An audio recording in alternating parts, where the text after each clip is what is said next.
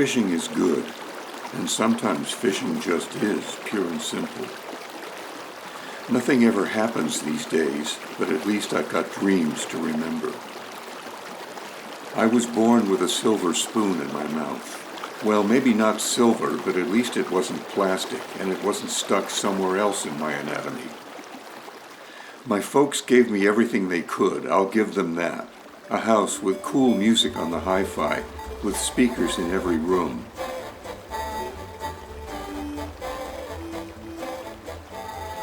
If the communist bloc does attack, our radar sites and observers will sound the alert. I was as happy as a kid could be back then, considering. Giant bombers will take to the air.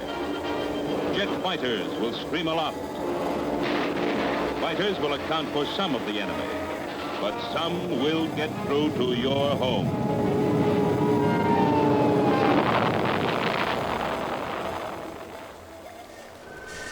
Finished college, got my first job, absolutely hated it. Tried a different one, it wasn't any better. There wasn't anything in it for me to drop out and become a beatnik or a hippie. But finding a place to just be, stretch the allowance for my folks as far as it would go, well, that was attractive. What better place than Europe? The living was easy. And soon I was on a plane.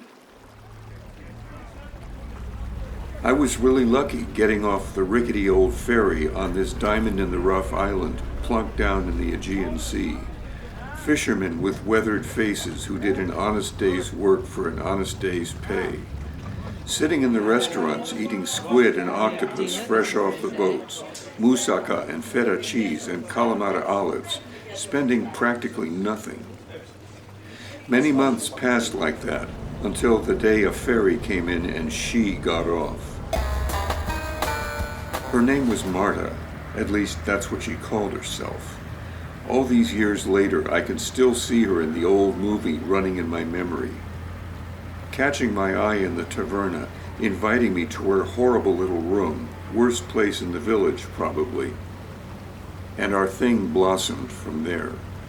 We up and moved to the tiny island of Apoplexos, and our love nest was perfect. Walking by the harbor, drinking retsina and ouzo, and eating more of the fantastic catches of the day, ravishing each other's bodies. In our pillow talk, she told me she was a Czechoslovakian secret agent. She confessed that she was thinking of going to ground because she was probably under surveillance. I was happy to help out. Until the day she vanished, the one that got away. So I came back to the States. That's how you get onto what's called the World Wide Web. Worked this job and that job, more to pass the time than anything else, because my folks had passed away and I had some income from their estate. I settled in Sacramento, did the occasional land deal here and there. Got into driving the levee country outside the city, and then I started fishing.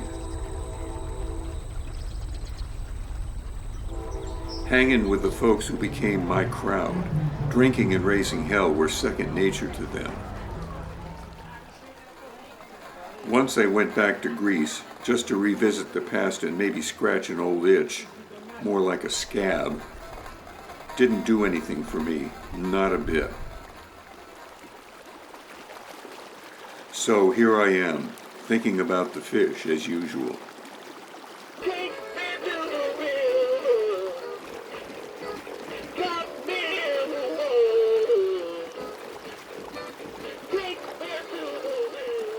Yeah, that just about sums it up.